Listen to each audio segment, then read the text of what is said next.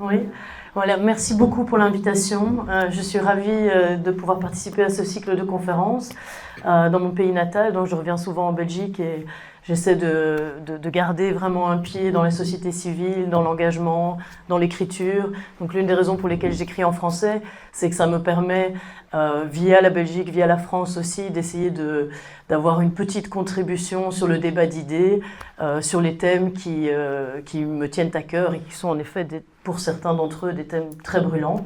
Donc ici, j'ai mis 3 de mes ouvrages. Si certains veulent se les procurer après, il y en a beaucoup d'autres, mais c'était pour vous donner une petite idée. Enfin, 4. Mais les ouvrages sur lesquels je vais me baser ici dans mon intervention sont ceux-ci. Donc le plus récent, c'est Défense européenne pour les citoyens, souveraineté, démocratie, état de droit. Et puis les précédents, qui sont vraiment liés à cet ouvrage, Souveraineté européenne, réalisme et réformisme radical, et celui-ci un peu plus académique, For a Sovereign Europe, publié par une maison d'édition académique à Oxford. Voilà. Donc vous voyez que je suis plutôt expert des questions européennes, beaucoup plus que des questions américaines. Mais j'ai accepté d'intervenir sur ce thème parce que je pense que l'arrivée au pouvoir de Donald Trump à la fois reflète des changements structurels et objectifs fondamentaux dans le cadre des relations internationales qui vont tous nous affecter, qui nous affectent déjà en tant qu'Européens, et aussi que cette arrivée au pouvoir va renforcer ces changements, ces évolutions qui, comme je le disais, sont assez structurelles. Donc, si Donald Trump n'était pas arrivé au pouvoir, je pense que le cours des choses aurait tout de même évolué dans la même direction. Je peux évidemment me tromper. Donc, de quoi est-ce que je parle quand je fais référence à ces évolutions structurelles? Donc, comme vous le savez, ça fait plusieurs décennies qu'il y a de plus en plus une dichotomie qui se creuse entre, d'un côté, les partisans de la globalisation, d'une globalisation assez effrénée, on va dire, qui sont souvent considérés comme des cosmopolites sur le plan identitaire, donc contre le nationalisme, aussi très souvent contre la souveraineté. Donc je simplifie, mais c'est dans les débats politiques et dans les débats intellectuels et même académiques, on a d'un côté cette tendance-là, pro-ouverture, on va dire. De l'autre côté, une tendance pro-fermeture ou protection, en fonction de est-ce qu'on est favorable à cette tendance ou pas, qui sont donc courants qui sont souvent qualifiés de souverainistes et qui sont très souvent, mais pas toujours, nationalistes et protectionnistes. Et ça fait déjà pas mal de décennies que cette dichotomie intellectuelle, politique et militante se creuse. L'arrivée de Donald Trump semble donc célébrer la victoire des souverainistes, nationalistes, protectionnistes et autres istes, selon certains, puisqu'ils flirteraient avec le fascisme. Donc ça, mais je pense de nouveau que ce sont des tendances extrêmement profondes qu'on voit aussi se développer ailleurs dans le monde, y compris en Europe, comme vous le savez. Moi, la voie que je préconise avec d'autres, donc je fais partie de courants dits fédéralistes européens, et qui sont extrêmement divers et variés. Donc moi, en tant qu'intellectuel, j'ai une vision propre qui n'est pas toujours la même que celle des organisations auxquelles j'appartiens.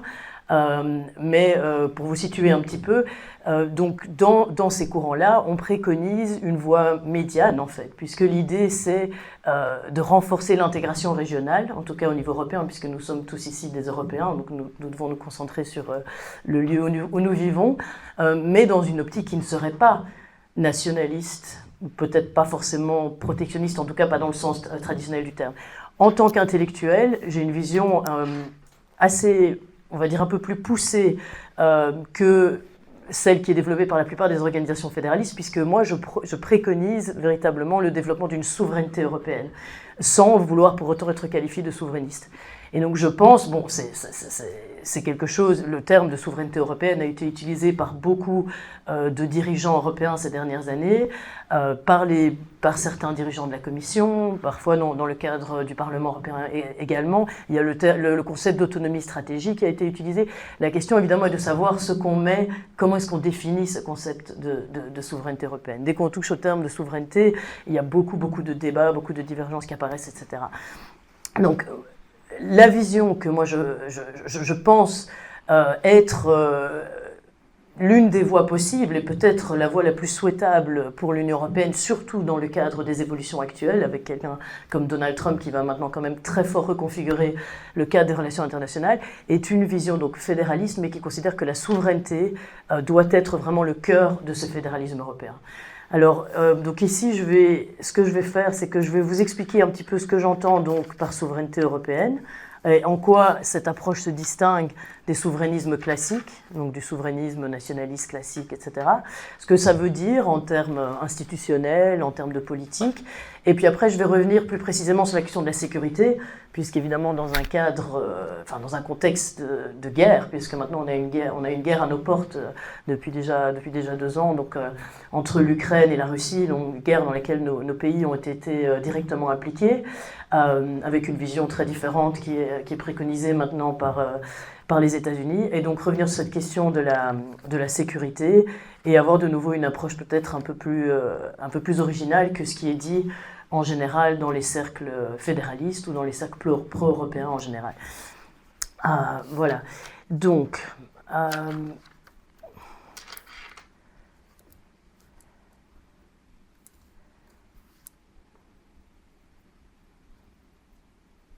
voilà, donc je ne sais pas dans quelle mesure vous êtes familier du schéma institutionnel européen. Donc je ne vais pas rentrer trop dans les détails pour que ce ne soit pas vraiment un cours, je ne veux pas être rébarbatif. Mais donc, pour ceux qui s'y connaissent un petit peu, même si vous suivez cela de loin, vous devez savoir que les institutions européennes sont organisées selon un schéma hybride entre l'intergouvernemental et le supranational. Ce qui crée évidemment beaucoup de confusion, qui crée un manque de lisibilité, et aussi un manque de démocratie. Quand on parle de souveraineté européenne, l'idée c'est de dépasser ce caractère hybride et d'aller beaucoup plus loin dans la direction du supranational. Alors qu'est-ce que j'entends par schéma hybride? Pour vous donner un exemple, donc la méthode de décision qui est considérée comme la méthode de décision communautaire classique, donc pour les matières européennes vraiment importantes qui sont les plus communautarisées, donc les plus européanisées, marché intérieur, marché unique, etc. Cette méthode s'appelle la codécision. Et donc, dans la codécision, les institutions qui sont impliquées sont le Parlement européen, instance élue par nous tous citoyens européens, enfin par ceux qui décident de voter, la Commission européenne et le Conseil, qui représente, donc la Commission européenne qui est un organe bureaucratique, qui défend, selon les traités, l'intérêt européen, et le Conseil qui représente les États membres ou les ministres en fonction des différentes matières. Et donc ces 3 institutions sont impliquées dans la formation d'une loi européenne. Donc imaginons qu'on veuille voter une loi sur la taxation des grandes fortunes au niveau européen, j'imagine. Ou mettons, je ne sais pas, un congé de paternité européen de 6 mois qui s'appliquerait partout en Europe. Une nouvelle loi qui a la possibilité, laquelle de ces instances a la possibilité de proposer une nouvelle loi? Uniquement la Commission. Uniquement. Donc c'est la Commission qui possède le monopole de l'initiative législative, selon les traités, en pensant à l'intérêt européen évidemment. Le Parlement et le Conseil peuvent proposer des modifications, donc des amendements, et il y a plusieurs allers-retours entre ces 3 institutions pour finalement arriver à un consensus. Donc ce qui est problématique d'un point de vue démocratique dans ce schéma-là, c'est que le Parlement européen a comme pouvoir maximal comme pouvoir, on va dire, fréquent, un pouvoir d'amendement, et comme pouvoir maximal, un pouvoir de veto.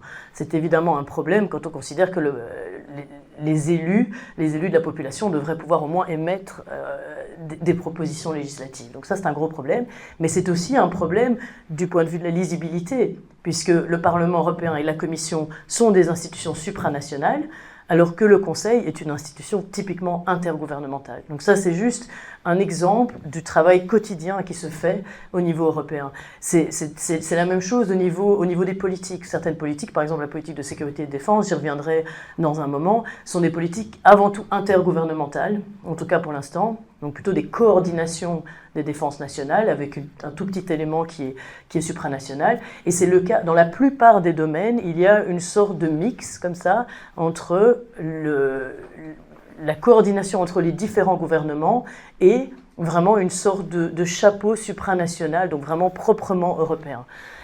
Donc on est entre deux rives, entre la rive de la souveraineté nationale et la rive de la souveraineté européenne. On est au milieu dans l'Union européenne. Mais c'est comme si on était perdu dans cette rivière et qu'on ne savait pas de quel côté aller. Donc ceux qu'on appelle les souverainistes, populistes, nationalistes, etc., ont en fait, moi je trouve qu'il ne faut pas avoir de mépris contre les courants politiques qui recueillent des voix parce qu'ils représentent en fait une aspiration populaire à quelque chose, et en l'occurrence, ils représentent cette aspiration au retour à une souveraineté qui souvent est idéalisée, etc., et qui est mêlée à voilà, un sentiment identitaire, d'attachement à la nation, etc., mais aussi une aspiration à la démocratie, puisqu'historiquement, souveraineté, nation et démocratie sont des termes qui ont été très très liés, donc comme le philosophe Jürgen Habermas a bien montré l'évolution historique, plutôt la conjonction historique de ces termes, et a bien montré qu'ils n'étaient pas nécessairement liés, que ces concepts n'étaient pas nécessairement liés, mais qu'en pratique, on les a liés.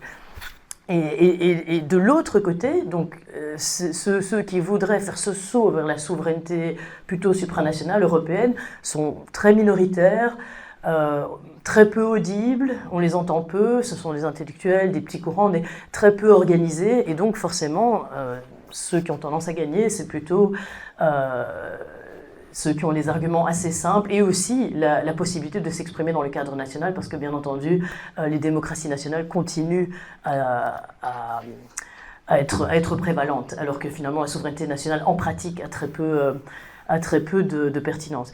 Donc, ce schéma hybride est problématique d'un point de vue démocratique, du point de vue de la lisibilité, mais en même temps, on a besoin de souveraineté. Donc on est dans un cadre global depuis déjà des décennies où tous les grands défis, on le voit maintenant avec le retour de la guerre à nos portes, donc les défis sécuritaires, mais aussi les défis écologiques, donc les défis environnementaux, les défis financiers, tous les grands défis, les défis commerciaux, etc., sont des défis globaux.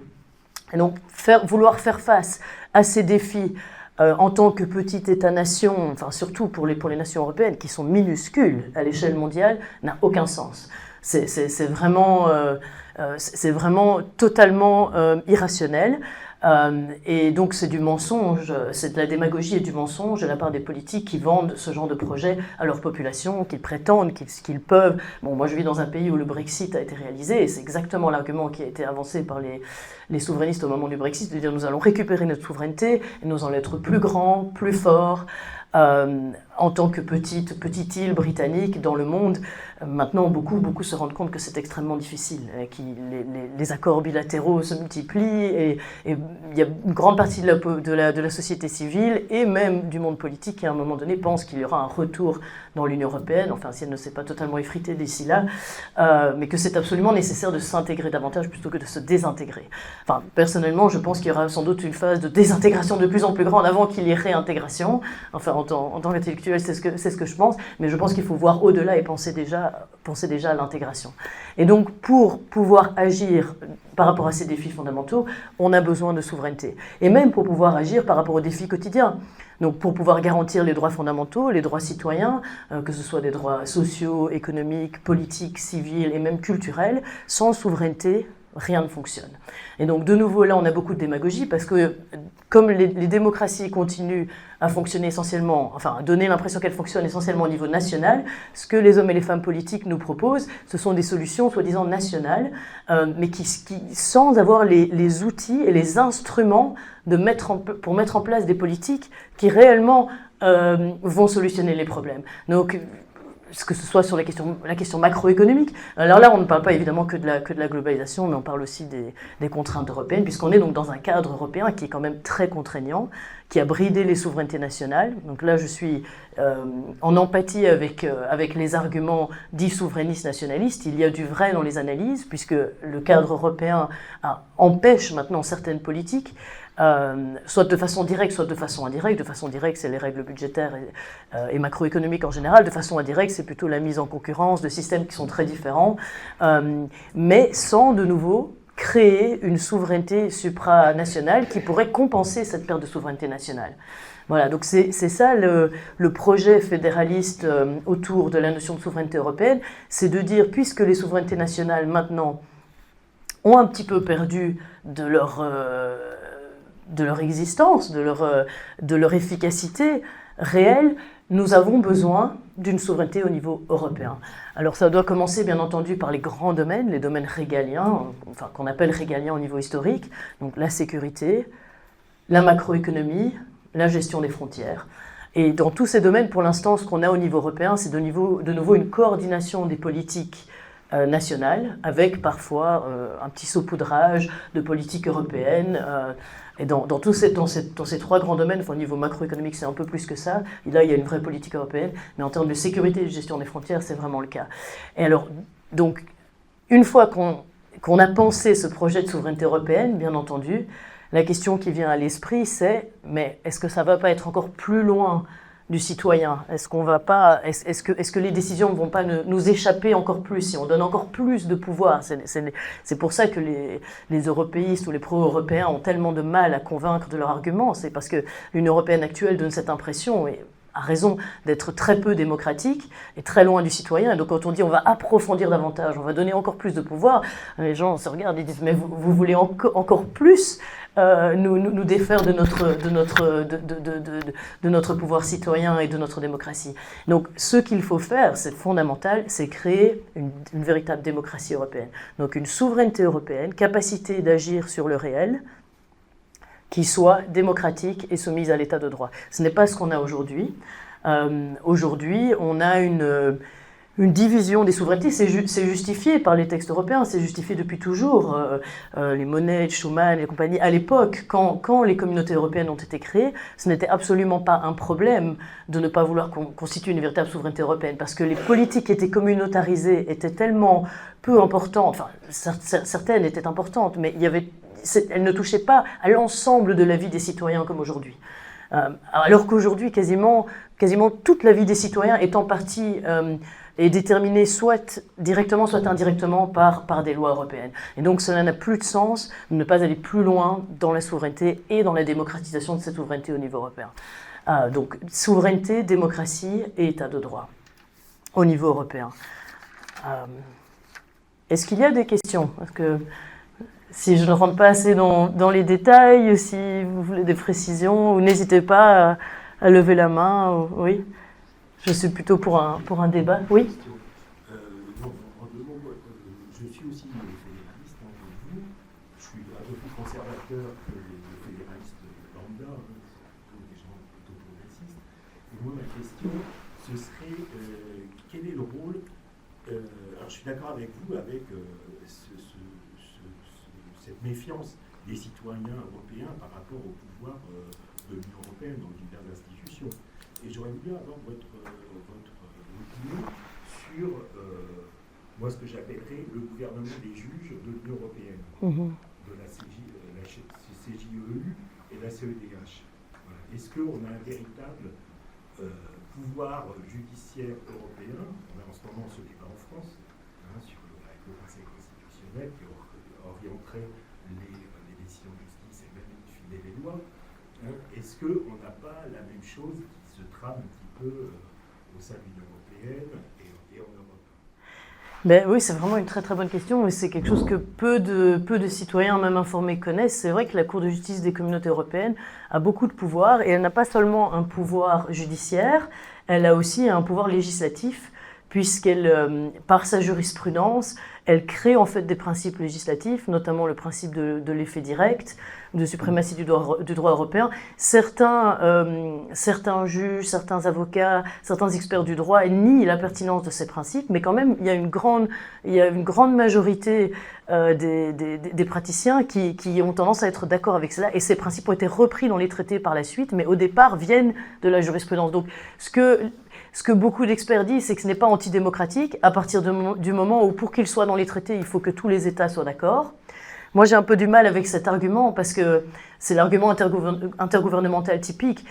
Il faut qu'il y ait un consensus pour qu'un traité change. Donc, par exemple, le principe de l'effet direct, c'est de dire que certaines des législations européennes, les directives, par exemple, ont un effet direct sur le droit national, mais les gouvernements ont dû être d'accord. Mais le problème, c'est quand quand il y a un changement de gouvernement par la suite, évidemment, et que le traité est bloqué, ou quand parfois il faut seulement une majorité qualifiée pour pouvoir changer le traité, etc. Donc cet argument que parce que les gouvernements ont dit oui à un changement de traité, ça rend ce changement démocratique, moi j'ai un petit peu de mal avec ça.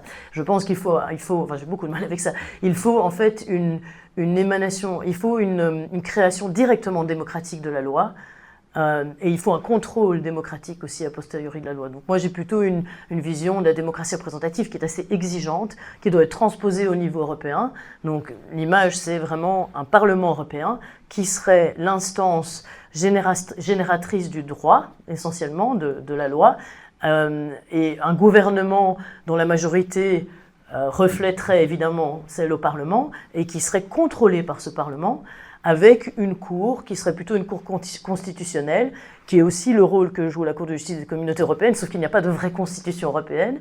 Mais dans ce schéma fédéraliste, il y aurait une constitution européenne et cette cour serait amenée à simplement garantir l'application de la constitution européenne dans le droit européen. Ça, c'est un schéma vraiment très simple, qui est le schéma des démocraties représentatives qu'on est censé avoir au niveau national, mais qu'on n'a plus beaucoup. Donc j'ai aussi beaucoup de mal avec, je dirais pas qu'il y a un gouvernement des juges, mais qu'il y a peut-être un excès de pouvoir à certains niveaux et que ce n'est pas là que le droit devrait être fait. Et ça donne aussi beaucoup de pouvoir aux personnes qui sont capables de faire des recours préjudiciels et qui connaissent les voies judiciaires européennes et qui ont les moyens aussi de faire des recours. Parce qu'en fait, il y a beaucoup de droits des citoyens européens qui sont complètement méconnus de la population. Mais pour pouvoir les appliquer, il faut parfois faire des procès qui peuvent durer très longtemps, coûter très cher, etc.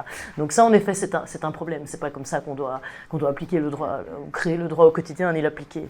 Voilà. Est-ce qu'il y a d'autres questions ? J'ai une question sur la communication. C'est-à-dire que tout ce que vous expliquez, forcément n'est pas connu de Monsieur Tout-le-Monde, et donc il se crée entre l'Europe et les gens une espèce de barrière qui mène à un refus, ce qui est le résultat évidemment opposé à ce qu'on voudrait. Et donc il me semble que la communication de l'Europe est vraiment déficiente. Et je ne sais pas comment faire, quelles sont les clés pour améliorer ça. Mais ça, je suis tout à fait d'accord avec ça. C'est un argument récurrent de la part des acteurs européens, des institutions européennes. En même temps, je pense qu'il y a peut-être, de façon consciente ou inconsciente chez ces acteurs européens, une volonté de ne pas trop communiquer, parce que si on expliquait déjà, par exemple, aux étudiants de secondaire ou même à l'université comment fonctionnent les institutions européennes, ils se rendraient compte assez vite qu'il y a un problème, qu'elles ne sont pas assez démocratiques, qu'elles ne sont pas claires, que justement l'attribution de souveraineté n'est pas claire. Qui est l'instance souveraine dans ce triangle dont je vous ai parlé? Si en plus on rajoute la Cour de justice des communautés européennes, qui vraiment décide? Qui est-ce qu'on peut châtier, enfin châtier dans un sens démocratique? À qui est-ce qu'on reprend le pouvoir s'il y a quelque chose qui ne fonctionne pas? Comment est-ce qu'on peut changer les choses? Comment est-ce qu'on peut appliquer les lois? Et aussi, enfin, il y a à la fois l'absence de démocratie, mais il y a aussi l'étendue, on va dire, des domaines qui sont aujourd'hui touchés par la législation européenne et par les traités. Et ça, beaucoup de gens n'en ont absolument pas conscience. Quasiment tous les domaines sociétaux, socio-économiques, sécuritaires sont aujourd'hui touchés directement ou indirectement par l'Union européenne. Et évidemment, pour faire avancer l'éducation, il vaut mieux avoir les politiques nationaux de son côté. Les acteurs politiques. Or, pour un acteur politique national, c'est se tirer une balle dans le pied de dire en fait, moi, j'ai pas beaucoup de pouvoir, parce que beaucoup de choses sont peut-être pas décidées, ne me sont pas imposées, mais en tout cas, j'évolue dans un cadre que je n'ai pas décidé moi-même. Ou alors, c'est mon gouvernement précédent qui avait voté, qui avait été mis en minorité lors d'un vote européen, parce que certaines lois européennes sont dans la procédure dont je vous parlais tout à l'heure, qui implique ces trois instances. Le vote est à la majorité qualifiée au Conseil. Donc ça veut dire, le Conseil, c'est des représentations des ministres par matière. Donc ça veut dire que si, mettons que ce soit sur une matière sociale quelconque, le ministre des Affaires sociales de la Belgique vote contre, mais si la majorité qualifiée du reste de l'Union européenne vote pour, la loi européenne doit quand même s'appliquer à la Belgique. Et c'est déjà arrivé.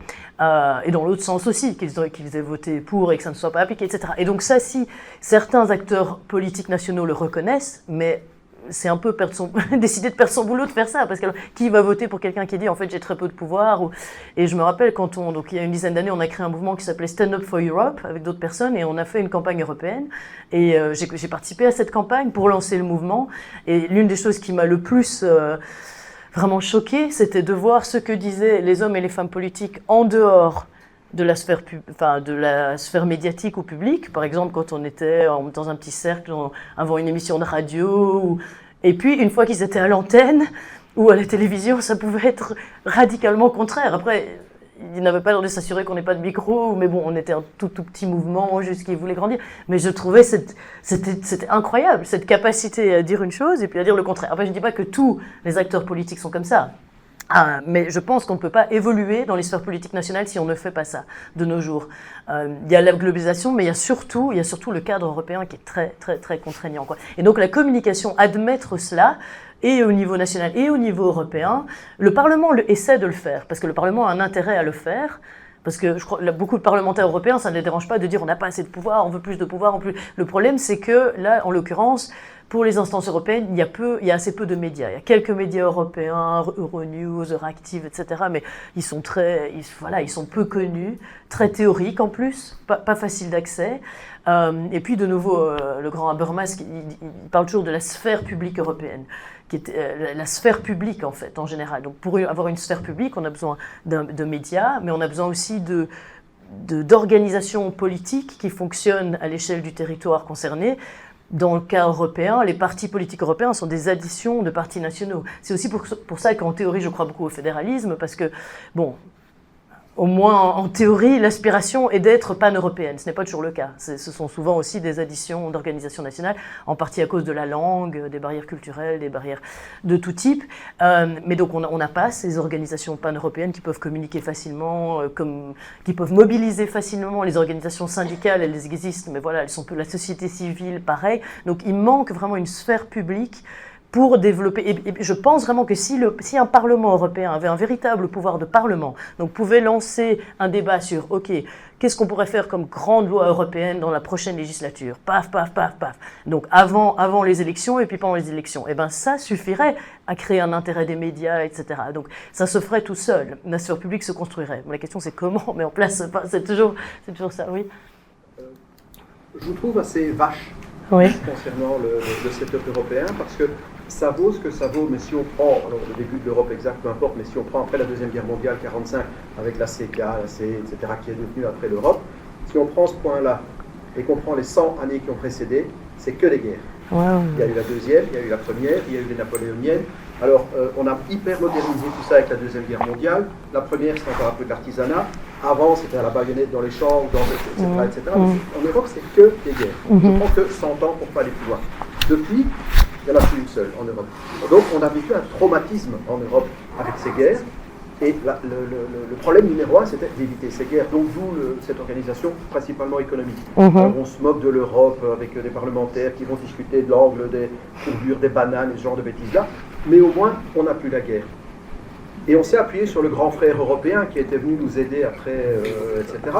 Et le grand frère, maintenant, il fait sa crise d'acné, il a des propos et toutes sortes de trucs. Et là, soudain, on se retrouve confronté avec nos vieux démons. Et donc, je vous trouve un petit peu vache quand vous dites que s'il fallait expliquer aux enfants l'Europe, ils réaliseraient que ça ne fonctionne pas. Ça dépend où vous mettez la barre. Donc, pour moi, de ce point de vue-là, elle fonctionne. Est-ce qu'elle peut fonctionner mieux? Certainement. Alors, il faut aller voir un petit peu les différents modèles qu'il y a ailleurs, parce que, et je vous entendais, madame, et vous avez raison, par rapport à la communication, la connaissance qu'on a. Je pense qu'ici, on est tous belges, ou en tout cas, on vit en Belgique, ça c'est une certitude. Qui d'entre vous ici a lu l'accord de gouvernement? Oui, c'est chiant comme la Lune, c'est un document de 290 pages. Ça va nous affecter, mais ouvrez n'importe quelle page, ça nous affecte. On ne l'a pas lu. Et là, on est en train de se dire, on n'est pas au courant de ce qui se passe en Europe. Moi, je pense qu'il y a quand même quelque chose qui manque, c'est la confiance. La confiance, parce que dans la communication, vous avez la confiance dans les institutions. Moi, je n'ai pas besoin de savoir ce qu'ils font au quotidien, les X centaines de milliers, etc. Mais du moment que ça se passe bien. Est-ce qu'il y a de l'argent qui est mal dépensé? Est-ce qu'il y a de la gabegie? Vous croyez qu'il n'y a qu'au niveau européen? Vous êtes venu en train, vous avez vu la merveille qu'on a, mais ça se passe partout, ce genre de choses. Et on vit dans un monde avec l'instantanéité que nous offre la technologie qui permet de commenter tout. Et sur n'importe quel sujet, on a chaque avis et son contraire. Et il faut trouver un moyen d'aller de l'avant avec tout ça. Donc l'Europe, moi personnellement, je suis un grand partisan de l'Europe. L'Europe telle qu'elle est là maintenant ne suffit absolument pas. Elle est confrontée à un challenge énorme. On pourrait dire, bon, les États-Unis, c'est pas mal. Ils se sont quand même copieusement massacrés les uns les autres. Il y a eu une guerre civile là-bas, hein, le nord contre le sud. On a tous vu les cow-boys et les Indiens. Alors nous, on n'a pas eu la guerre civile, on en a fait une mondiale. Et donc là où je veux en venir, en fait, c'est qu'on est maintenant confronté à quelque chose. Donc lors de la création, il a fallu trouver un moyen d'éviter la guerre. Et maintenant, il faut qu'on arrête avec ces nations, ces concepts locaux. Oui, d'accord, mais qui va être le patron de l'armée? Toute la question, c'est qui va être le patron de l'armée? Qui va décider? Et ça doit être un Français, non un Italien, non un Allemand, etc. Tant qu'on pense comme ça, c'est à peu près comme si les Sonésiens se disaient que les Nastois c'était des abrutis et que les Nastois disent, etc., etc. Mais tant qu'on pense comme ça, je ne veux pas devenir un rêveur, je suis un citoyen du monde. Le monde, ce n'est pas un endroit pour des rêveurs. Mais pour moi, il y a quand même, il ne faut pas songer à changer les fondamentaux, il faut songer à se dire, le challenge numéro 1 de l'Europe à l'époque, c'était éviter que les Allemands et les Français s'étripent encore, et les Italiens, etc., etc. Ça, c'est réglé, on a passé ce cap-là. Maintenant, on se rend compte que le grand frère qui nous aidait, il est devenu complètement zinzin. Démocratiquement, ils ont choisi, et en plus en connaissance de cause. Et donc, moi, c'est ça qui m'intéresse, c'est de savoir comment on va aller de l'avant. Et les nationalismes, ça me paraît tellement dépassé et aberrant, c'est un retour en arrière. Oui, il y a vraiment beaucoup de choses dans ce que vous dites. Je ne vais peut-être pas réagir à tout, mais c'est très pertinent ce que vous dites, selon moi, sur la question de la paix. Je suis vraiment d'accord, c'est pour ça que je voulais parler de la question de la sécurité, parce que je suis d'accord avec vous que ça fait partie et de la raison d'être, et de l'éthos, et de la légitimité, en effet. Et ça, c'est quelque chose sur laquelle les institutions devraient beaucoup plus communiquer, parce que c'est vraiment, voilà, c'est à leur actif, c'est dans l'histoire, et on a en effet réussi à construire cette paix entre pays européens. Le problème, c'est que cette paix, maintenant, elle est menacée, justement.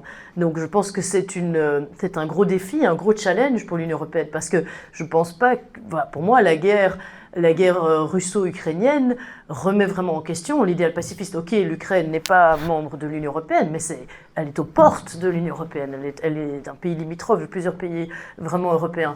Et donc, justement, je crois que utiliser cet argument de la paix pour renforcer l'Union européenne, là, on va sans doute diverger sur comment renforcer. Moi, je pense qu'on a besoin de transformations plus radicales. On doit garder les valeurs, on doit garder l'éthos, la question de la paix, Je suis même d'accord avec cette idée de soft power. Vous avez peut-être entendu parler.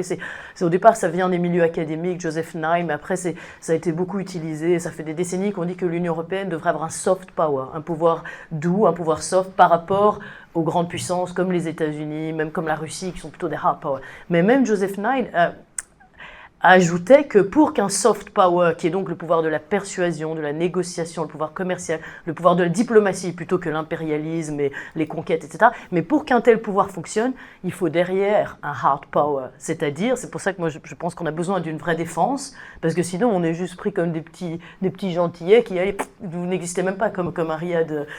Il y a quelques jours, les Européens n'existent pas pour les grandes puissances et pour voilà, le nouveau dirigeant assez effrayant donc, des États-Unis et Poutine.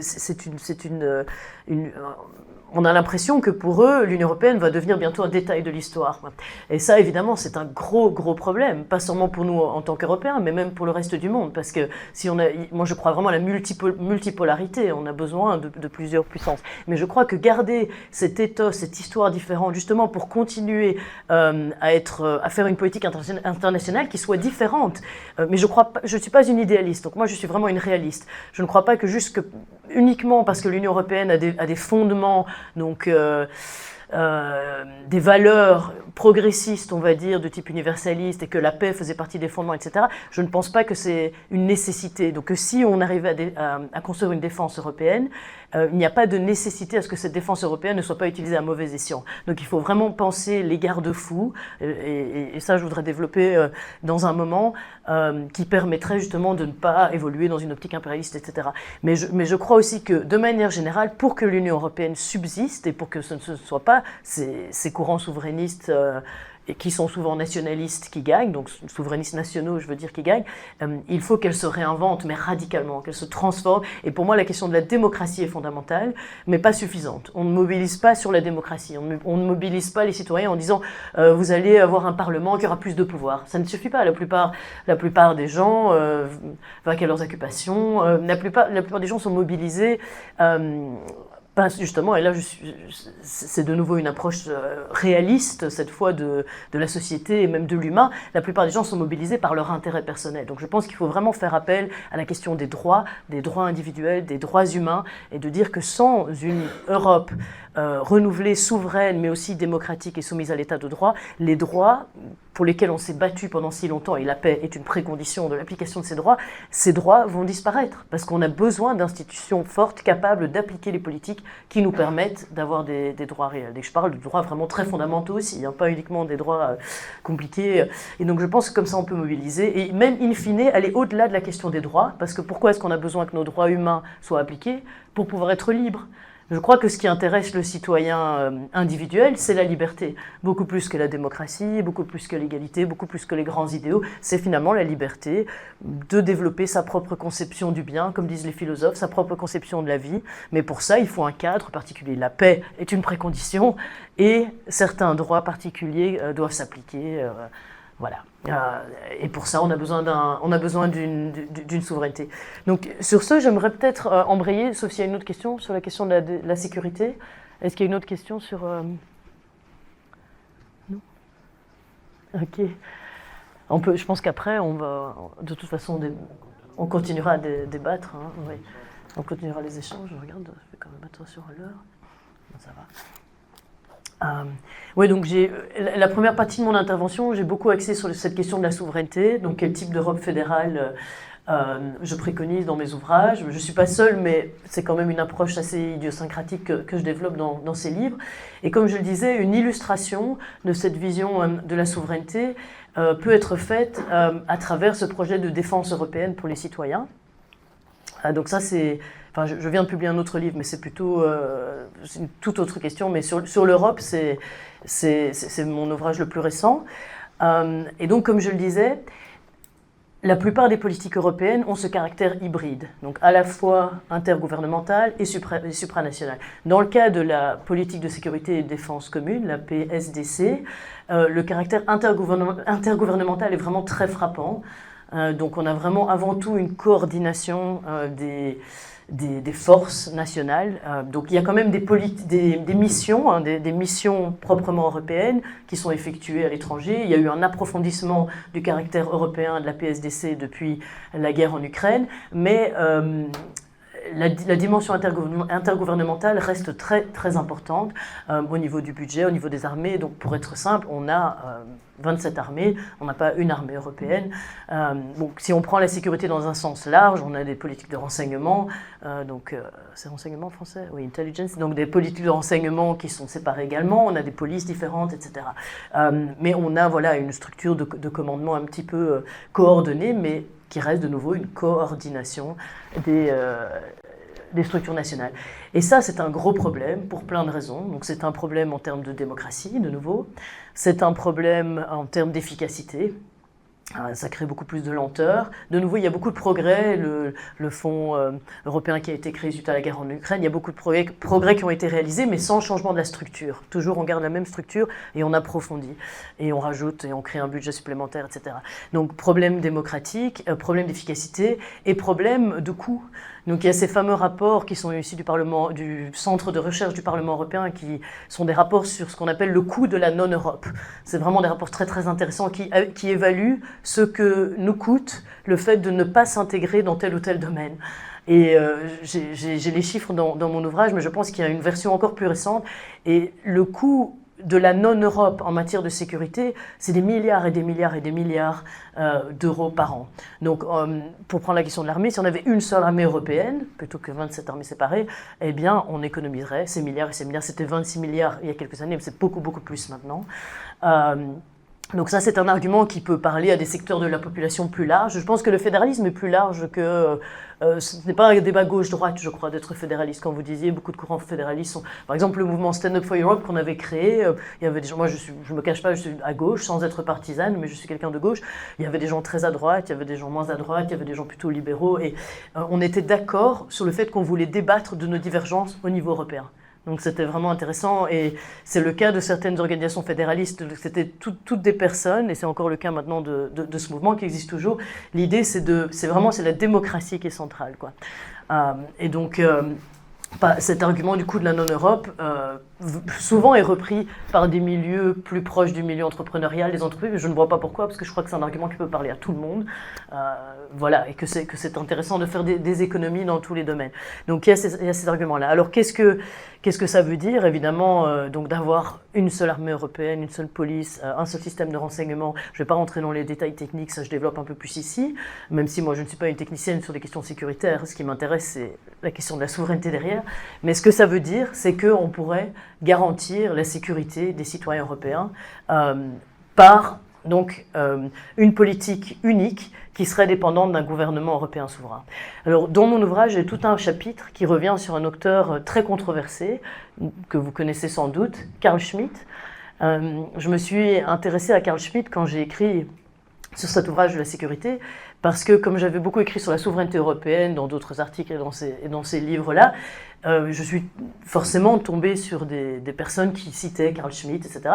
Je me suis dit, oh là là, Carl Schmitt, vu les allégeances nationales-socialistes à l'époque, ça doit être horrible, ça sent pas bon, non, quelle horreur.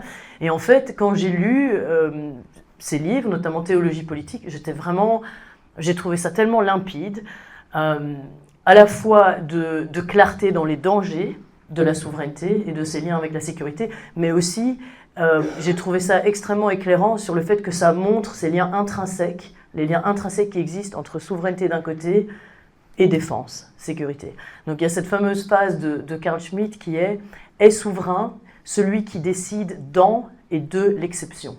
Et donc par l'exception, ce qu'il entendait par... Et c'est une phrase vraiment simple. « Est souverain celui qui décide dans l'exception et de l'exception ». Et donc ça veut dire que l'instance souveraine, bon, ça pourrait être un roi, à l'époque de la monarchie, une personne ou une instance, qui décide de l'état d'urgence, par exemple, donc l'exception dans ce sens-là, l'état d'urgence, on suspend la norme dans une société, l'état d'urgence ou la guerre, on réagit à une guerre ou on lance une guerre, et bien cette personne est la personne qui détient la souveraineté. Et évidemment, Carl Schmitt étant un réaliste, il observe les choses. Après, il vire vers une approche plus normative quand il dit la démocratie, c'est pas bien, ça sert à rien, le libéralisme non plus, les droits, on n'en a rien à faire, la norme est secondaire par rapport...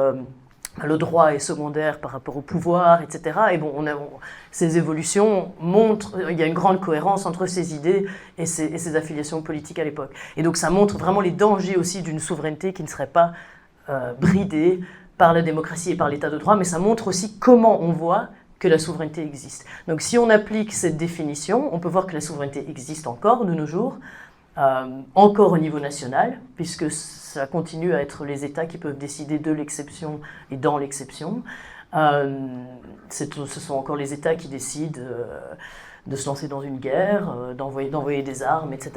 Et donc ça veut aussi dire que si on veut une souveraineté européenne, on doit accepter d'avoir ce pouvoir-là au niveau européen. Et ce qui est vraiment intéressant aussi quand on lit ses écrits et qu'on lit d'autres auteurs beaucoup plus anciens comme Hobbes et Locke, etc. sur la souveraineté, c'est de voir que sans le monopole de l'usage de la force, donc sans cette capacité à décider de et dans l'exception, donc sans une politique de sécurité qui soit détenue donc par une instance claire, on n'a pas de capacité à agir sur le réel, on n'a pas de souveraineté dans d'autres domaines également, que c'est vraiment la précondition pour pouvoir, par exemple, avoir la capacité à agir dans le domaine macroéconomique, lever l'impôt, décider de créer un budget, décider d'avoir une politique monétaire, contrôler ses frontières, investir dans des politiques sociales, enfin toutes les grandes politiques qu'on peut avoir sur un territoire sont de nouveau soutenues et possibles uniquement parce qu'il y a un pouvoir souverain derrière. Donc pour donner un exemple très clair, si on ne vote pas ses impôts, il y a un risque de se faire de se recevoir une amende et peut-être in fine même d'aller en prison. Donc il y a derrière un souverain qui peut faire peur et qui applique la politique. C'est ce qu'on n'a pas au niveau européen. Donc quand j'entends des pro-européens qui nous disent « mais bien sûr que l'état de droit existe au niveau européen, regardez les traités, regardez toutes les critiques à l'époque de la Pologne et de la Hongrie, parce que justement, en l'occurrence, le pouvoir des juges n'avait pas du tout été respecté, etc. Regardez ça, oui, c'est bien vrai, mais la sanction ultime, ce sont des amendes. Des amendes qui ne sont pas forcément appliquées. Il n'y a pas de véritable souveraineté. Personne ne peut vraiment être, à un moment donné, sanctionné. Il n'y a pas de police européenne. Il n'y a pas... Donc là, on parle de la question de la souveraineté au niveau interne. Donc il faut un monopole de l'usage de la force pour faire appliquer les lois, en fait, qui sont nécessaires à la souveraineté dans tous les domaines.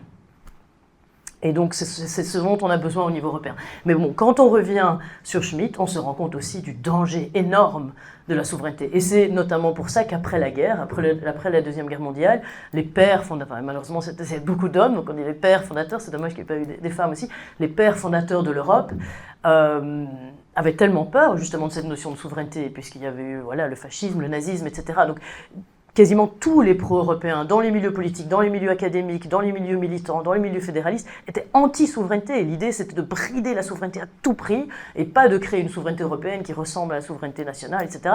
Et même encore maintenant, quand on va dans un centre d'études européennes à Oxford ou dans n'importe quelle université, cette idée de partage de la souveraineté est considérée comme quelque chose de positif. Mais le problème, c'est que quand on partage la souveraineté, quand on dilue la souveraineté, ça Hobbes le disait déjà dans un tout autre contexte, cette souveraineté finit par s'amoindrir, par quasiment disparaître. Tout le monde n'est pas d'accord. Il y a des juristes, par exemple, qui sont très idéalistes et qui croient à la norme, qui sont absolument convaincus qu'on peut diluer, partager la souveraineté sans que celle-ci ne disparaisse. Mais moi, je crois à l'approche réaliste, par exemple du type de Hobbes, qui dit quand on fait ça, et c'est ce qu'on voit, c'est ce qui se passe aujourd'hui sous nos yeux, eh bien cette souveraineté revient comme quelque chose un peu comme, je ne sais pas comment, les Jack in the Box, je ne sais pas comment on dit en français, ces boîtes où on presse quelque chose et puis pouf, ça ressort. C'est juste littéralement impossible en fait d'empêcher la souveraineté parce que c'est ce qui permet à la population, via ses représentants, si on est en démocratie, ou via son dirigeant, d'agir sur le réel. Donc cette idée qu'on doit nécessairement brider la souveraineté parce qu'elle est potentiellement dangereuse, pour moi est une erreur. Moi, sur le plan politique et philosophique, je me définis comme libéral, pas au niveau partisan, parti libéral, etc. Mais sur le plan... Et le libéralisme, en fait, ce qui me frappe le plus dans le libéralisme, c'est cette idée qu'on a besoin de souveraineté, on a besoin d'État, enfin d'État au sens large, de souveraineté, mais que cette souveraineté est toujours potentiellement dangereuse pour les libertés individuelles. Donc je pense que si on garde ça à l'esprit, la souveraineté est nécessaire pour appliquer les droits, mais cette souveraineté est dangereuse pour nos droits et nos libertés. Donc, qu'est-ce qu'on fait pour justement la limiter? Alors, sur la question de la défense, eh bien, si on imagine qu'un jour on y arrive, et je pense qu'on y arrivera, on n'aura pas le choix, on aura une armée européenne, on aura un commandement européen, on aura peut-être même, sans doute une politique industrielle d'armement, etc., et sans doute aussi une police et un système de renseignement européen. Donc, si on a cela, comment éviter les dérives? Moi, je donne plusieurs pistes dans mon livre, après c'est du papier, mais l'idée c'est d'essayer d'être réaliste et justement de ne pas se reposer uniquement sur les normes, mais la façon dont on limite les dérives, impérialistes ou guerrières, c'est par une démocratie vraiment contraignante, exigeante. Donc un Parlement qui fonctionne, un Parlement européen qui serait celui dont émanent toutes les lois, qui contrôlerait de façon très stricte un gouvernement, avec peut-être même des éléments de démocratie participative, peut-être des référendums, peut-être un mandat impératif. Le mandat impératif, c'est quand les représentants ne respectent pas leur mandat, eh bien on les démet. Moi je suis assez tentée par cette idée-là. Ça reste une démocratie représentative, mais simplement les représentants doivent respecter ce qu'ils ont promis qu'ils allaient faire, ce que je trouve vraiment un bon système. Qui est appliqué à ma connaissance nulle part, mais c'est pas une démocratie directe, c'est pas de la démocratie directe, donc ça reste assez modéré, on va dire.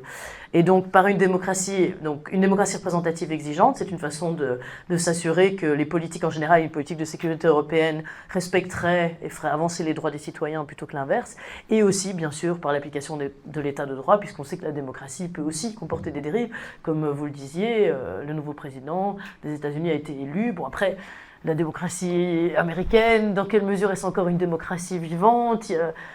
Il y a beaucoup de problèmes aussi. Mais bon, au départ, le système des États-Unis inspire beaucoup les fédéralistes. Donc il y a des choses très très intéressantes au niveau institutionnel aux États-Unis. Mais c'est vrai qu'il y a aussi des limites démocratiques et le système des grands électeurs, le fait qu'avec moins de voix que l'autre candidat, on peut quand même être élu. Enfin voilà, il y a quand même beaucoup de problèmes. Donc de manière générale, même une démocratie qui fonctionne n'est pas suffisante pour empêcher les dérives. On sait bien qu'il peut y avoir de la manipulation, de la démagogie. Donc l'état de droit, une constitution qui garantirait tous les droits humains qui existent dans les grandes déclarations de droits au niveau européen, avec une cour constitutionnelle qui serait vraiment capable de condamner, et puis bon, avec un gouvernement souverain qui appliquerait ces condamnations, ça ce serait quelque chose qui pourrait vraiment contrôler le gouvernement souverain européen dans l'application des politiques, y compris en termes de défense. Alors je pense qu'un autre garde-fou très important, si on arrivait à avoir une sécurité européenne, y compris une armée européenne, un autre garde-fou extrêmement... Bon, c'est pas un garde-fou, c'est plutôt vraiment un principe. Ce serait le principe même du pacifisme. Donc je sais que ça paraît un peu antinomique de préconiser la création d'une armée européenne et de se dire pacifiste. J'ai eu il y a quelques mois une conférence là-dessus et certains disaient le pacifisme ça veut dire éliminer toutes les armes, éliminer toutes les armées. Mais ça c'est l'approche idéaliste évidemment. Si on est plutôt réaliste, on considère que il faut quand même pouvoir se défendre. Et donc moi, pour ce livre, j'ai regardé un petit peu ce qui existait. Donc il y a quand même la constitution du Japon, au départ, qui était très intéressante, constitution pacifiste. Et puis surtout, il y a l'exemple de la Suisse. Bon, c'est un tout petit pays, mais qui a un statut de neutralité. Et je trouve, là, de nouveau, je pense dans une vision à long terme, bien entendu. Je me situe comme intellectuel, pas pour demain. Si on avait une politique de sécurité et de défense proprement européenne et souveraine, si l'Union européenne pouvait se déclarer neutre, c'est un statut qui est reconnu par l'ONU, qui est reconnu par les instances internationales, cela empêcherait évidemment toute forme d'impérialisme et d'invasion, mais ça aurait des conséquences assez drastiques. Par exemple, cela voudrait dire que cette Union européenne souveraine ne pourrait pas adhérer à l'OTAN. Donc forcément, si l'Union européenne devenait fédérale, alors une adhésion éventuelle à l'OTAN devrait être une adhésion collective, plutôt qu'une adhésion des États membres individuels, comme c'est le cas aujourd'hui. Mais l'OTAN étant une instance de défense collective dans laquelle, en théorie en tout cas, les membres doivent pouvoir se soutenir mutuellement. Donc selon l'article 5, si un État est attaqué, les autres États doivent, en théorie et après délibération et consensus, accourir à son secours. Et voilà, ça n'a été appliqué qu'une fois après l'attaque du 11 septembre. Mais c'est quand même quelque chose de fondamental. Donc ce n'est évidemment pas une organisation qui permet une approche de ce type-là, une approche de neutralité. Donc ça a des conséquences assez radicales, évidemment. Mais donc je pense qu'on peut tout à fait penser l'établissement d'une politique de sécurité et de défense européenne qui soit souveraine, tout en évitant les dangers de type guerrier, impérialiste, etc. Un troisième garde-fou qui est absolument fondamental, c'est d'éviter toute forme d'euronationalisme. Et ça, c'est extrêmement difficile pour les politiciens. Si un jour on avait un Parlement et un gouvernement européen qui avaient beaucoup plus de pouvoir que maintenant, ce serait très tentant pour les élites européennes de développer un discours similaire au discours nationaliste historique. Parce que c'est simple, parce que ça mobilise, parce qu'il y a une certaine culture européenne latente qui est là, malgré la diversité des langues et des cultures nationales. Et donc c'est évidemment très tentant, mais moi je pense que c'est dangereux. Toutes les approches communautariennes au sens large, et là j'entends communautarien au sens plus philosophique, donc les approches identitaires, les approches qui considèrent que le politique repose sur l'identité, ces approches sont basées sur une illusion et génère une vision holiste de la société qui est assez artificielle. Donc l'idée qu'on puisse être une grande communauté, c'est quelque chose de très artificiel, pas seulement en Europe, mais même, regardez évidemment en Belgique. Donc ça obscurcit, ça cache les différences, les divergences, les conflits d'intérêts, et ça prête évidemment... ça facilite les manipulations et les démagogies, justement, l'instrumentalisation en fait de l'argument identitaire à des fins minoritaires. Imaginons par exemple une Europe fédérale avec à sa tête des dirigeants qui diraient « c'est dans l'intérêt de notre communauté nationale et cela correspond à notre identité nationale de rejoindre tel conflit, de se mettre aux côtés de tel acteur dans un conflit armé ». Et donc ça ça permettrait de susciter une sorte d'engouement identitaire, comme souvent, au départ, le nationalisme a souvent servi à ça historiquement. Et ça, je pense qu'il faut vraiment ne pas faire ça, tout en gardant les identités nationales, patriotes, culturelles, dans la sphère civile, dans la sphère société civile, dans la sphère de la société civile, dans la sphère privée. Je pense qu'elles peuvent être des ressources très importantes au niveau et collectif et individuel, mais qu'elles ne doivent pas constituer des sources de la légitimité politique. Donc c'est vraiment en ce sens que je me situe comme une cosmopolite sur le plan intellectuel, sur le plan philosophique. Donc c'est vraiment comment est-ce qu'on fonde la légitimité. C'est pas que les identités sont mauvaises ou problématiques, mais c'est que le politique ne devrait pas utiliser l'identité pour justifier telle ou telle politique, tel ou tel engagement. L'identité, c'est notre problème, c'est notre dans la société. Voilà. C'est là aussi que je suis libérale sur le plan philosophique. Il y a une différence entre le politique, le social, l'individu, etc. Voilà. Donc ça, je pense, dans les très grandes lignes, que ça constitue des garde-fous importants pour ne pas évoluer vers une approche, par exemple, du type de celle qu'on a aux États-Unis pour l'instant. Et en même temps, si on développait, et je crois que le contexte actuel, donc le contexte dans lequel on a maintenant ce qui est encore la superpuissance dirigée, donc la superpuissance états-unienne dirigée par un gouvernement qui est nationaliste, souverainiste, protectionniste et très très sceptique par rapport à la démocratie libérale, je pense que ce contexte devrait pousser, donc ça me rend à la fois pessimiste et à la fois optimiste, parce que je pense que ça devrait pousser les Européens, la société civile et les élites à s'intégrer davantage, parce que tout simplement, nous n'aurons pas le choix, et que sinon, l'Union européenne va vraiment devenir un petit détail de l'histoire et ne va plus avoir aucune pertinence et aucune voix sur la scène mondiale. Et je crois que, normalement, il faut espérer que cette expérience de la guerre en Ukraine, on en verra bien l'issue, mais va vraiment faire réfléchir aussi à cette question de comment est-ce qu'on peut devenir un peu plus réaliste et comment est-ce qu'on peut s'intégrer davantage pour garantir cette prospérité qui était au départ le cœur vraiment et le but principal de l'intégration européenne, et la paix également, donc la paix et la prospérité, et aller peut-être plus loin, parce qu'il y a quand même plus de besoins maintenant, et l'Union européenne a quand même beaucoup d'outils qu'elle peut mettre en œuvre pour garantir les droits des citoyens. Voilà, je pense que je vais m'arrêter là, et vous laisser la parole aux participants, aux questions, etc. Merci beaucoup. Vous avez besoin du micro, ou peut-être on passe le micro, non? Merci. Mais donc, vous proposez un modèle qui va prendre des années. J'aurais voulu avoir votre analyse pour la situation actuelle. Ah oui. C'est ce qu'il faut faire. On prend quelques questions ou on fait juste un à un, comme vous voulez? On va prendre question par question. Question par question. Mais par rapport à quel élément? Par rapport à Trump? Oui, et le problème de l'Ukraine.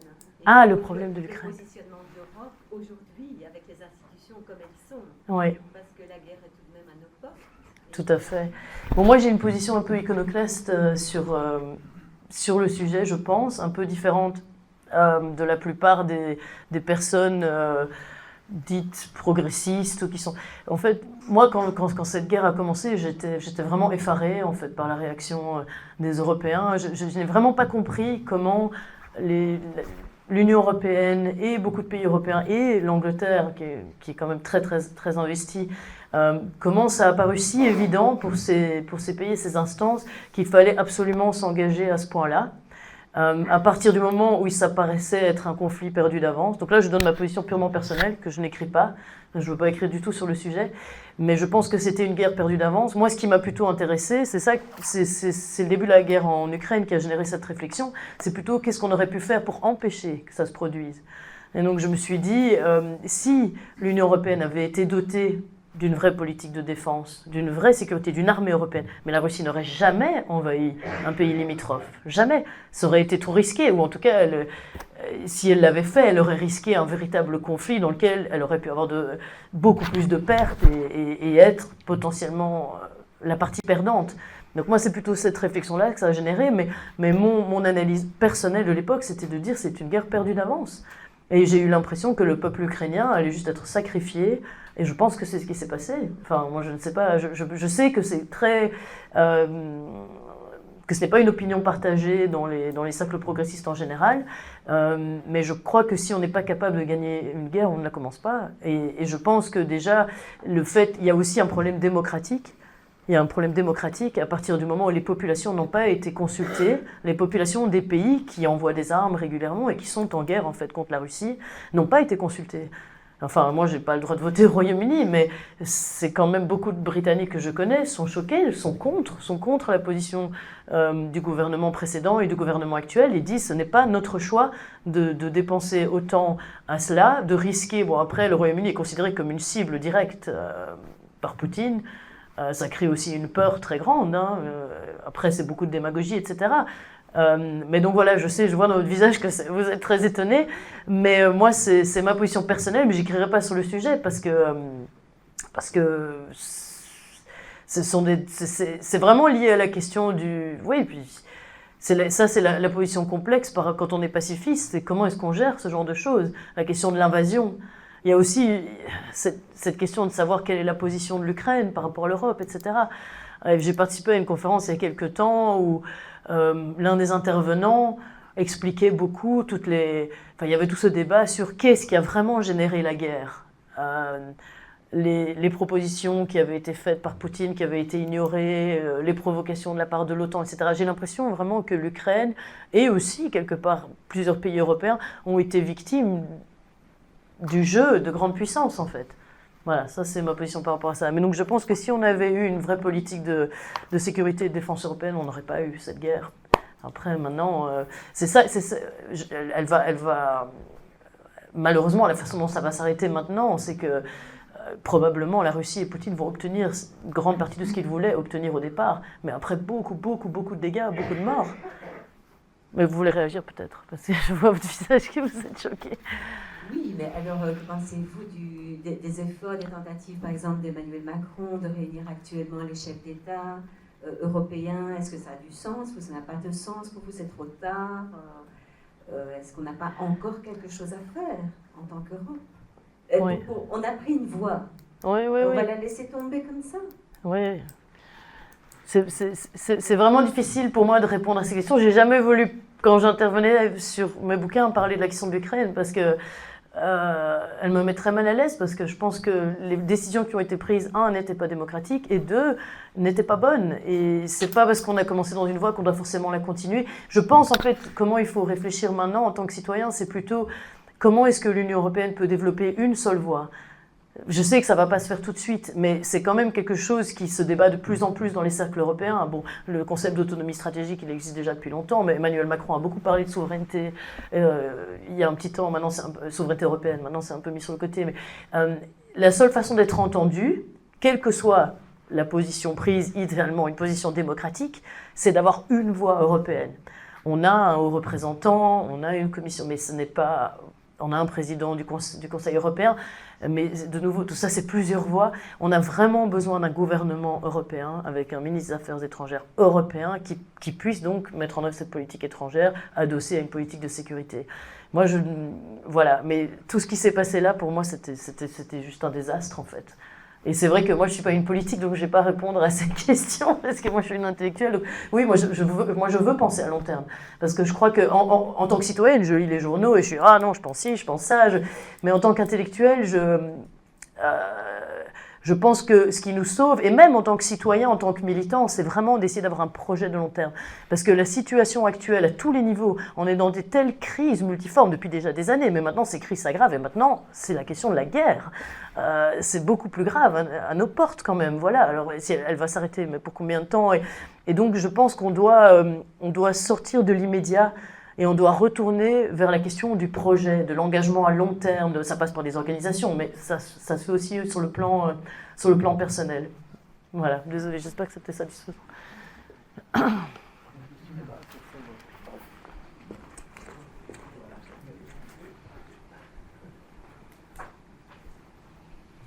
L'invasion de l'Ukraine n'était pas une surprise parce que Poutine, déjà en 2014, a annexé la Crimée. La Crimée, bien sûr. Et il n'y a personne qui a dit quoi que ce soit. Ça, c'est un fait numéro un. Deuxièmement, il a commencé à masser des troupes à la frontière de l'Ukraine, et tout le monde a dit non, il ne va pas entrer. Donc, ça c'était une naïveté de la part de l'Europe, de la part de l'OTAN, de la part du monde entier, parce que annexer déjà un territoire déjà souverain, la Oui. Crimée, qui appartient déjà à l'Ukraine, personne n'a bougé. Masser des troupes en face de lui, personne n'a massé des troupes pour lui dire tu ne peux pas entrer. Donc l'Europe a montré, et le monde entier a montré vraiment une très grande naïveté face à Poutine. Faiblesse nucléaire. Vous avez dit une phrase que je trouve assez choquante. Quand on ne sait pas gagner une guerre, on ne la commence pas. Oui, c'est peut-être. C'est pour ça que j'écris, pour pas parler trop vite. Non, c'est ce que j'ai entendu. Oui, oui, bien sûr, mais c'était en réponse à une question. Comme monsieur disait, l'invasion de l'Ukraine par Poutine, c'est clair que voilà, c'est arrivé. Et la question est, qu'avons-nous fait et avons-nous fait suffisamment? Parce que quand je vois ce qu'on a fourni à l'Ukraine il y a un an, si on l'avait fourni au début, la guerre serait terminée. Ce qu'il y a eu, comme vous avez dit, il n'y a pas eu d'union, il n'y a pas eu de cohérence dans la réaction. La Belgique, je me souviens, elle allait envoyer des casques ou bien des choses vraiment complètement secondaires.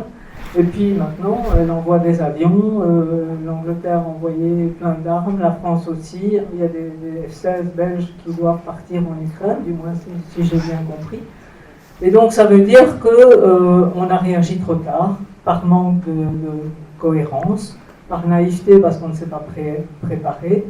Mais enfin, doit-on pour autant abdiquer? Parce que si on abdique maintenant face à Poutine, dans 3 ans, c'est les États baltes qui l'attaqueront, puisqu'on n'a pas réagi, on a laissé faire. Alors, la réaction de Trump est surprenante, parce que si on applique son raisonnement, alors quand les Chinois vont envahir Taïwan, ils peuvent envahir Taïwan, puisque les Russes ont bien envahi l'Ukraine. Pourquoi faire tout un plat?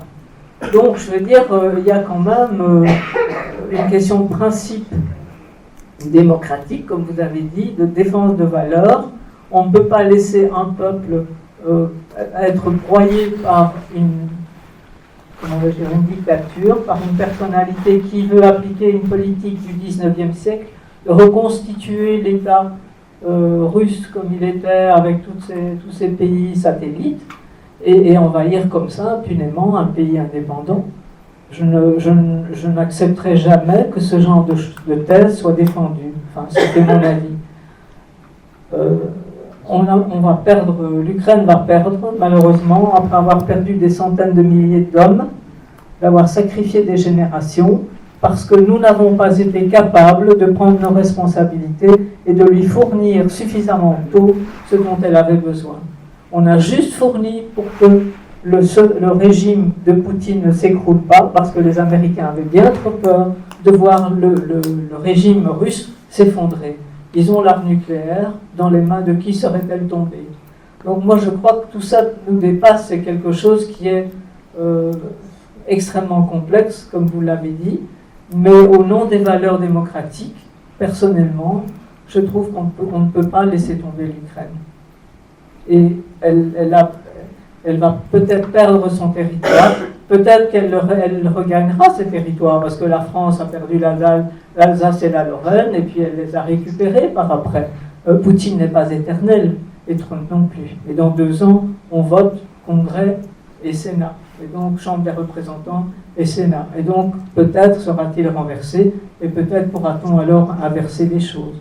Enfin bon, voilà. Oui, ok. Oui, merci pour ces questions. Ce sont vraiment des sujets, c'est vraiment un sujet très délicat et très compliqué, la question de l'Ukraine. En fait, je crois que tout dépend si on se situe du côté des idéalistes ou des réalistes en relations internationales. C'est vraiment une grosse distinction. Parmi les progressistes, la plupart vont se dire idéalistes.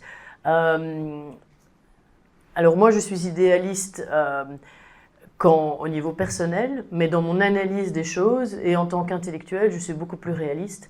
Je pense que ce qui motive les relations internationales, ce sont les jeux de pouvoir, les rapports de force entre puissances, essentiellement entre grandes puissances. Et si on adopte cette grille de lecture, eh bien alors on comprend vraiment le sens de l'histoire, enfin tout s'explique.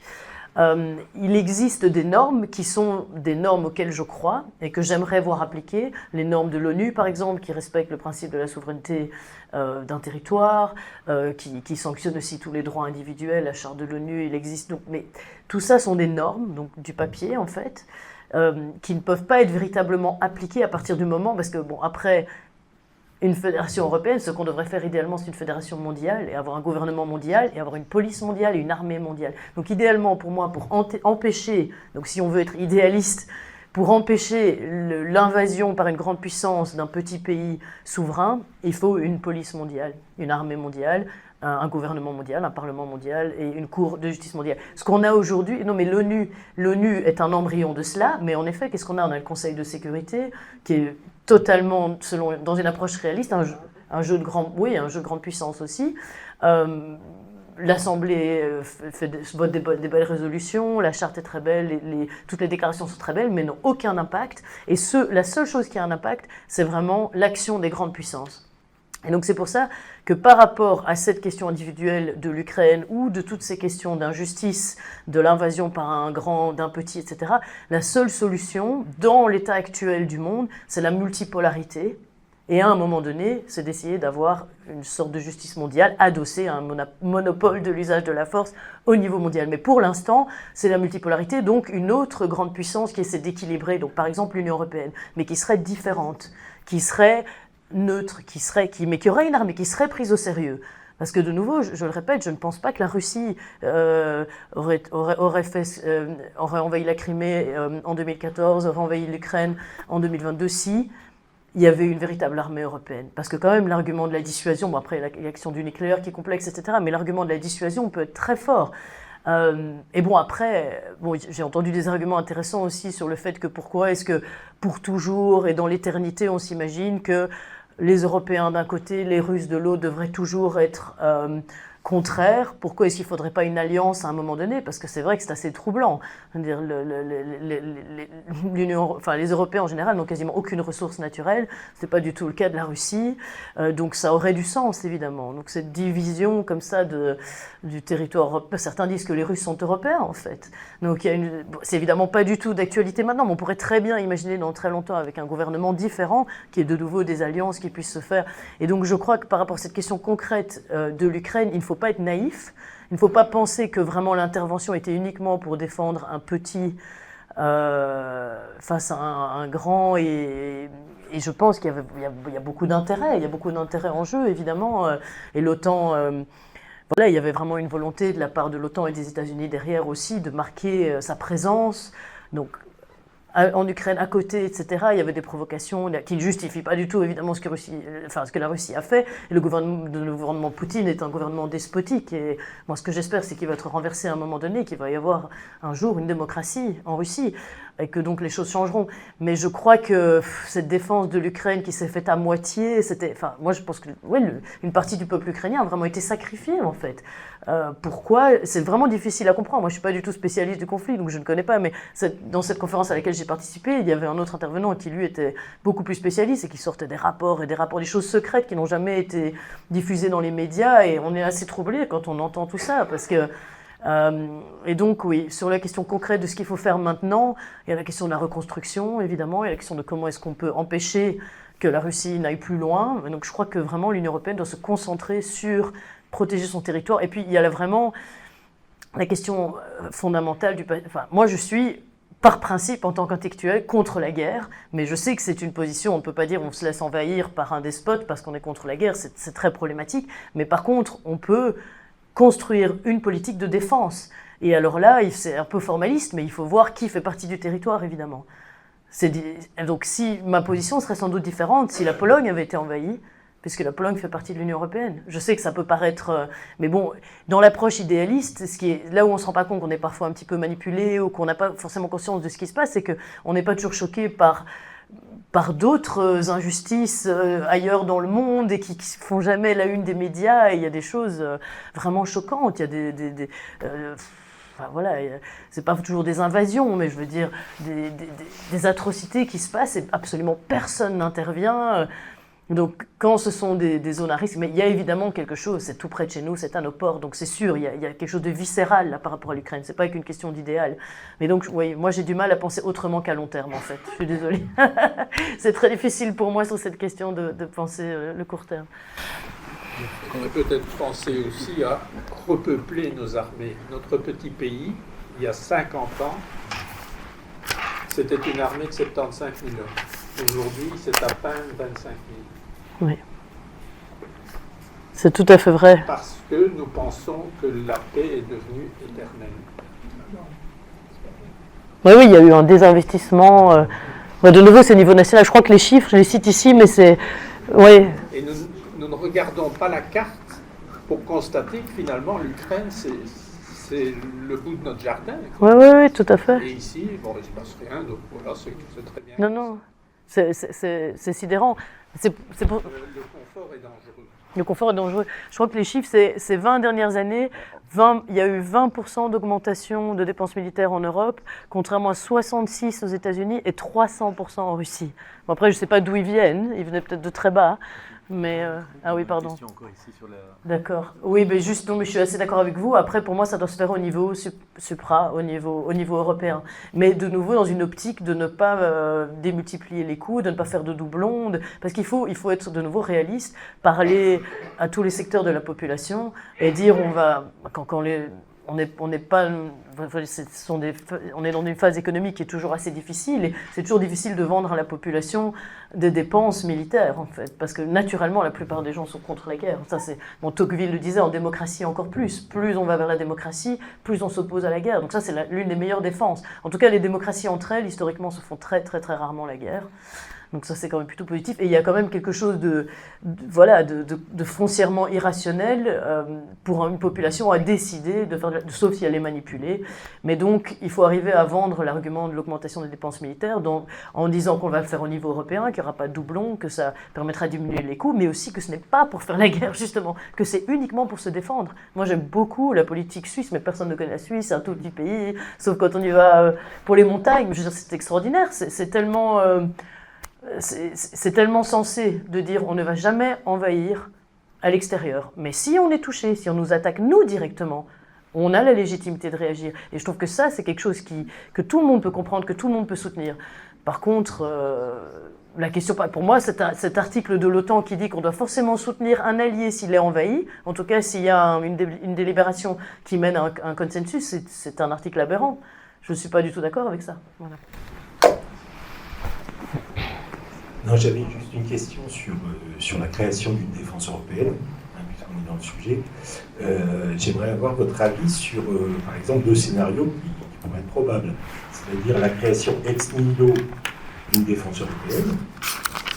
C'est-à-dire que c'est une option qui est portée plutôt par Macron sur son idée de souveraineté européenne de la défense. Ça pourrait être un scénario, même si c'est pas, je pense qu'il y a des capitales en Europe qui ne sont pas très chaudes pour avoir une défense ex nihilo, puisqu'ils disent qu'il y a déjà l'OTAN qui existe. Donc à quoi bon avoir faire du long avec une armée européenne, par exemple. Ou alors, un autre scénario possible, et qui reprend un peu du poil de la bête par l'élection de Trump, c'est que les Européens reprennent le contrôle de l'OTAN. C'est-à-dire que pour l'instant, l'OTAN, c'est avant tout, d'un point de vue matériel et d'un point de vue politique, c'est drivé par les États-Unis. Est-ce que ce ne serait pas, j'aimerais avoir votre avis, est-ce que ce serait pensable qu'un jour, les Européens reprennent le contrôle de l'OTAN en termes d'infrastructures militaires, notamment en boostant un peu cette industrie militaire européenne, qui connaît déjà des résultats sérieux, et puis aussi en investissant le champ politique pour définir les axes politiques de l'OTAN. Est-ce que ce serait possible ? Merci beaucoup pour cette question intéressante. Oui, c'est possible. Est-ce que c'est souhaitable? Ça, c'est autre chose. Je pense que ce serait tout à fait possible. Donc, imaginons que l'Union européenne crée une armée européenne propre et donc adhère à l'OTAN en tant que personnalité juridique, comme elle l'a fait pour d'autres organisations. On pourrait très bien imaginer que ça devienne une force importante dans le cadre de l'OTAN. Mais comme je disais, il faut bien avoir conscience en tant que citoyen ce que ça veut dire que faire partie de l'OTAN. Au départ, bon, c'est dans un cadre bien spécifique de l'après-deuxième guerre mondiale, ça avait sans doute du sens. Dans le cadre de la guerre froide, etc. L'OTAN, le traité de l'Atlantique Nord vient vraiment de ce cadre-là. Mais moi, je pense que l'OTAN va petit à petit perdre de son importance parce qu'on n'est plus du tout dans le même contexte, des décennies maintenant après la guerre froide, que les États-Unis se désengagent même bien avant Trump. Donc par exemple, dans les milieux ministères des Défenses, etc., on voit que ça fait déjà quelques années que l'OTAN encourage l'Union européenne à s'organiser militairement davantage, même pour les opérations dans le cadre de l'OTAN, en fait. Donc ils ont ce truc qu'ils appellent le New Force Model, et donc c'est l'idée que ce sont des troupes vraiment locales, de terrain beaucoup plus qu'avant, qui devraient exister. Et donc tout ça se fait en parallèle avec un désengagement de l'acteur le plus puissant au départ, qui est donc les États-Unis. Et là, évidemment, avec Trump, ça va encore s'approfondir. Donc ce que vous suggérez, je suppose, c'est une transformation de l'OTAN, donc justement qui deviendrait tout à fait autre. Oui, c'est pas du tout impossible. Après, ça s'oppose. Si, dans le cadre de l'OTAN actuel, ce serait impossible d'avoir une politique de neutralité proche du pacifisme, puisque, comme je le disais, dans la charte, il y a ces articles 4 et 5. Donc si un État est attaqué, l'article 4 permet d'avoir une consultation avec les autres membres. L'article 5, c'est celui du principe de solidarité, de défense collective. Donc si on arrive à un consensus, tous les autres membres doivent s'impliquer d'une manière ou d'une autre pour défendre la personne attaquée. Donc ça empêche la neutralité. Cette possibilité existe aussi dans le traité de l'Union. Il y a une clause de défense. Bien sûr, oui. Dans le traité de Lisbonne, il y a une clause de défense commune. Oui, bien sûr. Sur le même mode que celui Ah oui. Alors qu'elle n'applique pas les États-Unis, le Canada. Non. Mais il y a une espèce de paragraphe militaire qui dit qu'on peut très bien défendre un pays de l'Union européenne peut défendre un pays de l'Union qui est attaqué. Tout à fait.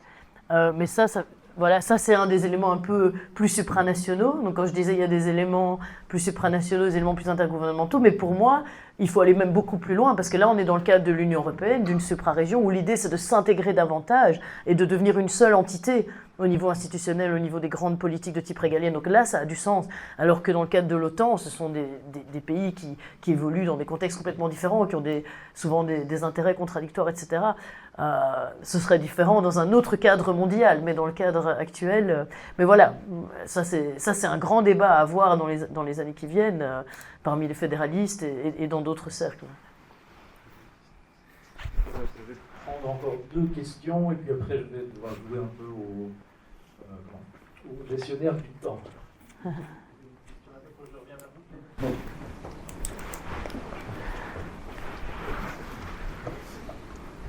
Bonsoir, du coup, je voulais juste vous poser une question par rapport à la souveraineté européenne. Donc je vois que vous défendez fortement. D'un autre côté, on voit qu'en Europe, il y a quand même une forte montée de l'extrême droite et de l'euroscepticisme. Est-ce que ça pourrait pas être un frein? Est-ce que ça pourrait pas être voué à son échec dès le projet, en fait? La deuxième question, et puis...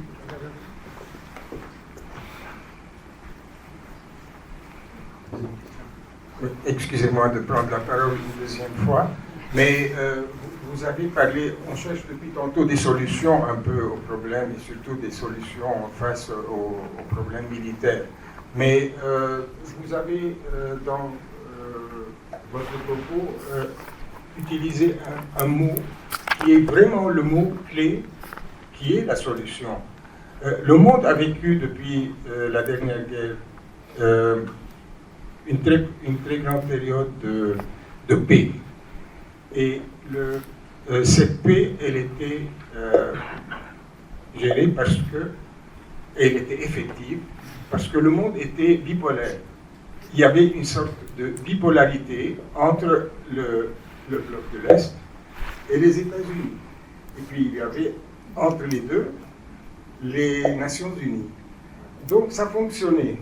Et pendant cette période, nous avons évité beaucoup de guerres parce que cette bipolarité faisait un contre-pouvoir à une sorte de belligérance.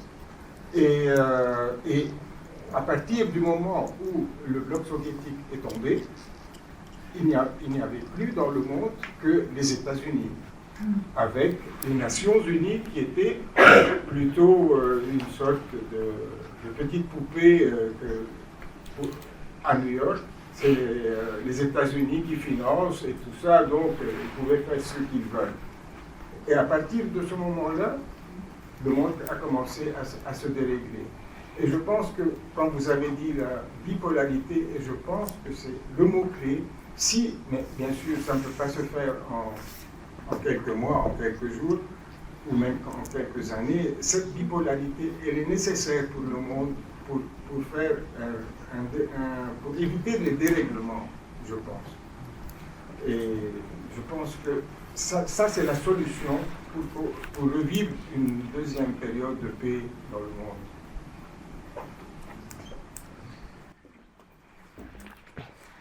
Merci beaucoup.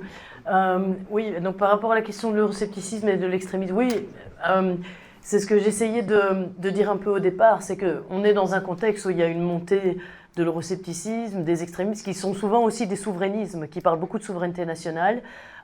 Et c'est ce que j'essaie de dire, c'est qu'on ne peut pas juste mépriser et balayer ça d'un revers de la main. Il y a des raisons structurelles, des raisons objectives à la montée de ces courants. Il y a des arguments qui sont tout à fait légitimes, l'argument de la démocratie, l'argument de la protection sociale. Il y a des arguments évidemment beaucoup plus régressistes et problématiques, comme le racisme, la xénophobie, etc. Mais donc ce qu'il faut faire pour contrecarrer ces mouvements-là, c'est créer une alternative qui soit crédible, qui soit convaincante. Et je pense que les discours pro-européens actuels, enfin depuis déjà des décennies, ne le sont absolument pas. Donc la première fois qu'on a parlé d'euroscepticisme, je crois que c'était après Maastricht, donc il y a plus de 30 ans. Et on a toujours, du côté des pro-européens, du mainstream, on va dire, des centristes, centre-gauche, centre-droite, on n'a toujours pas élaboré une alternative qui soit et pro-européenne et convaincante sur le plan du projet. Et je pense que l'un des problèmes, c'est justement l'absence de la notion de souveraineté. Ça ne suffit pas, mais je crois que dans un monde, c'est Karl Polanyi qui écrivait là-dessus il y a des décennies, qui disait que dans un monde où on a tellement justement dilué les sociétés, marchandisé la société, il y a eu d'autres périodes de globalisation bien avant celle qu'on a eue maintenant, il y a toujours un besoin de réancrer le social, la société, l'économique dans le politique. Et il se fait souvent d'abord de façon régressive et conservatrice parce que ce sont des arguments plus faciles et qu'il y a toujours l'argument identitaire, émotionnel qui est là et que peut-être ce sont des personnes plus démagogiques et peut-être sans limite qui se lancent en politique dans ces domaines-là. Mais il est possible de le faire aussi de façon progressiste. Il faut vraiment réancrer la société, réancrer l'économique, mais de façon progressiste. Donc c'est pour ça que je crois qu'il y a vraiment ici une place à prendre pour des discours qui seraient donc pro-souveraineté au niveau européen, dans un sens justement cosmopolite, où on ne fait pas reposer cette souveraineté sur l'identité, mais simplement sur la conformité au droit. On veut faire en sorte que les citoyens vivent bien, vivent librement, parce que et on veut s'assurer que cette souveraineté soit démocratique et soumise à l'état de droit, etc. Et je pense qu'il faut vraiment que les pro-européens aillent beaucoup plus loin. Le problème, c'est que la plupart des centristes sont avant tout des acteurs nationaux et qu'ils ne peuvent pas avoir ce discours-là parce que leur pouvoir, leur salaire, leur prestige vient de leur engagement dans des partis nationaux et de leur accession au pouvoir au niveau national. Donc c'est pour ça que je crois... Et ils jouent leur rôle. Moi je ne méprise pas ça, c'est très difficile.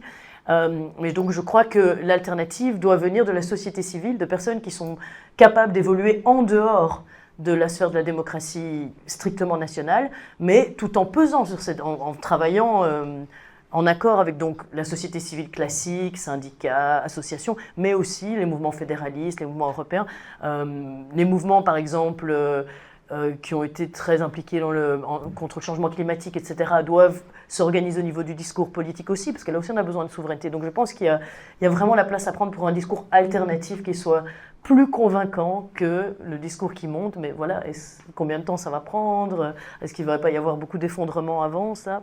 Je ne sais pas. Et sur la question, oui, de la bipolarité, Oui, moi, c'est multipolarité que j'avais utilisé. Mais en fait, parce que je crois, oui, je suis d'accord avec vous, même je ne suis pas du tout expert de la question de la période de la guerre froide, mais c'est vrai que de ce que j'ai lu au niveau historique, c'était en effet une période totalement, beaucoup plus pacifique, justement à cause de cet équilibre des pouvoirs. Mais il y avait aussi, je pense que ce n'était pas uniquement la dissuasion nucléaire et la bipolarité, mais j'ai l'impression que quand même le projet, l'attrait potentiel du communisme pour les sociétés européennes et aussi ce qui poussait les États-Unis, déjà avec le plan Marshall après la Deuxième Guerre mondiale et même après, à s'investir tellement dans la croissance européenne, alors que maintenant il n'y a plus aucun intérêt, mais l'Europe c'est un... Voilà, plus aucun intérêt. Et donc en effet, comme le grand frère américain n'est plus là, maintenant, mais il n'y a plus le choix, il faut s'organiser, il faut s'autonomiser et aussi penser projet. Et là, évidemment, il va y avoir des divergences de droite, de gauche, libéral, conservateur, féministe, antiféministe, ça c'est normal. Mais il faut un cadre démocratique pour pouvoir exprimer ces divergences. Mais je suis d'accord avec vous que sans bipolarité au moins, ou multipolarité, on a des conflits, on a des guerres. Et, bon, le nucléaire, c'est toujours très difficile d'en parler, mais c'est vrai que la dissuasion existe, l'argument de la dissuasion, même militaire au sens large, alors que là, pour l'instant, l'Europe n'est pas très dissuasive, l'Union européenne n'est pas très dissuasive. Voilà. Merci beaucoup, en tout cas pour votre éclairage. Merci encore. Merci à vous.